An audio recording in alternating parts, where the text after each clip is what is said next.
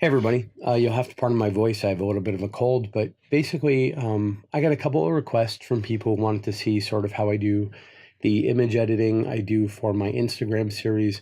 I did a video on what I'm doing on Instagram, so I'll link to that and you can go and find out what the project is about.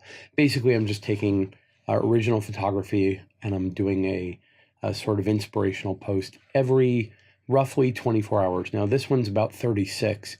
So over the course of the year, I'm looking average every 24 hours. So I'm going to have to do an extra one today a little early. But so this is the image sort of opened out of Lightroom directly that we're going to be working with. I kind of have some text in mind, and we will talk about that text another time and how I come up with text for whatever. Basically, so I made a copy of the background, and I'm going to go ahead and throw a denoise pass on this. Now, I use these Topaz Labs plugins a lot. I just got used to them a while back. There may be, if you have suggestions for other tools that kind of do this stuff, by all means, shoot it at me. But so if you look, particularly here in this underpinning and in the brick, that's the processed and that's the original. If I really turn that off, or if I go really strong, you can kind of see we lose a ton of detail in here if we go too strong. But I definitely want to do a little bit of this. So we're going to go ahead and do a quick moderate that helps us with the noise in here. Okay, so we're good. Now this image is fairly large, but it's not huge. It's, I don't know, 4,000 by 3,000 pixels or something, not shot in RAW. This is a JPEG out of my iPhone, out of the telephoto lens of my iPhone 7 Plus. So it's not a super, super high quality image. So we're just going to call that denoise. I use a lot of layers. When I type, my mic is right by the keyboard, so you'll get a lot of keyboard noise, but there's nothing I can do about that. Okay, so we're going to make a copy, and let's do our first color pass attempt. Now, we're going to go ahead and do this color adjust. Now, because I'm red-green colorblind, I tend to do a lot of pre-done packs as a start, and then I work from there. So this, the Topaz Lab stuff is kind of a go-to for me. And if I kind of work my way through what they call HDRI settings, you can see we're starting to get some of our color in here, but see all this fringing in the clouds?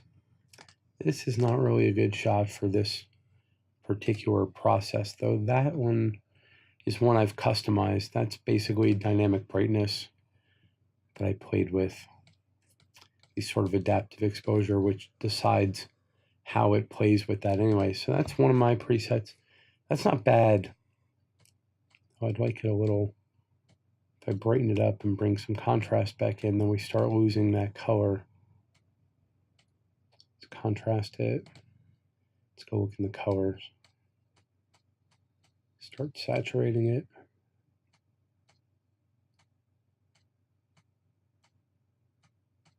Okay, that's getting there. Now, you guys know you can see better than I, but we're getting really strong in the colors down here. It's like getting really sort of almost a parody of itself.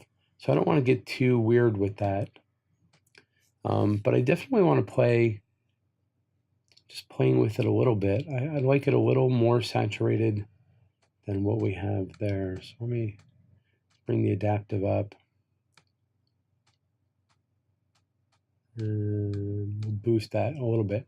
It's okay if this is a little sort of larger than life or a little more surreal than it would be otherwise. Now that I got the colors in, I can punch this contrast up. I feel pretty good with that. I'm going to save that setting actually, because I want to be able to come back to that. Let's go ahead and put that in my collection. And now if we go ahead and look at my collection, there's TMS by 2. But if we go look at stylized, actually vibrant, see they have an autumn setting, which would be kind of interesting. And their boost is not too bad. It's not actually too far off from where we are, except it doesn't have the brightness we have. And I sort of want to be able to see into this space here. All right, so we have two options. We have this, and we have the one I have. And there's a bunch of other options here. That exposure stretch is not bad, and separation punch. Yeah. Saturation punch. That's harsh. That's a lot. That's like a real lot.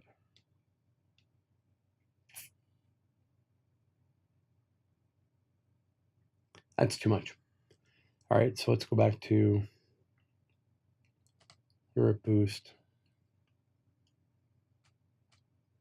That saturation up. Bring our brightness up just a little. Exposure. All right, so we're going to go ahead and save this one. I want to keep that as an option.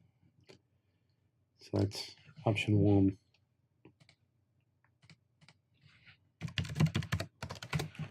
And let's go ahead and bring my setting in. My collection, TMS play.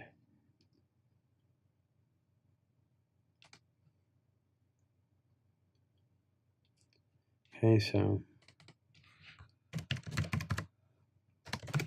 option 2. So that's mine. There's mine. There's. I like theirs.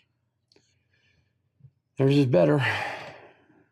That setting worked out better for me. So we'll just tuck this in the bottom of the stack just because I don't ever get rid of anything. We're going to go ahead and save, which will send that back out to Lightroom. Now I'm going to duplicate this image. And in the duplicate, we now have to start getting this ready for Instagram. So we're going to go ahead and canvas size, height, to the width. I'm okay with roughly centered. No, let's take over there. No. Let's center it. Image size. Oh no, not image size, canvas size. Go ahead and center this. Okay. I'm kind of down with that. But still, I don't know. Let's select all, edit, copy.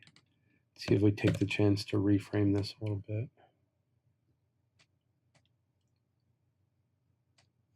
Now, I obviously could have just slid these around anyway. So that copy was probably unnecessary. Deal with it. I've been awake for a while. Okay, I like that. I like that image. I like the framing. Now, just for fun, we're going to play with whether or not a camera effect is going to be a positive for this. So, experiment. Sometimes it is. Depends on the mood for the text I'm bringing in. So let's go to Topaz again. I know, it's a crutch. You're going to have to deal with that. Lens effects, pinhole, tilt shift. Now, actually, you saw that was working on the entire sort of frame.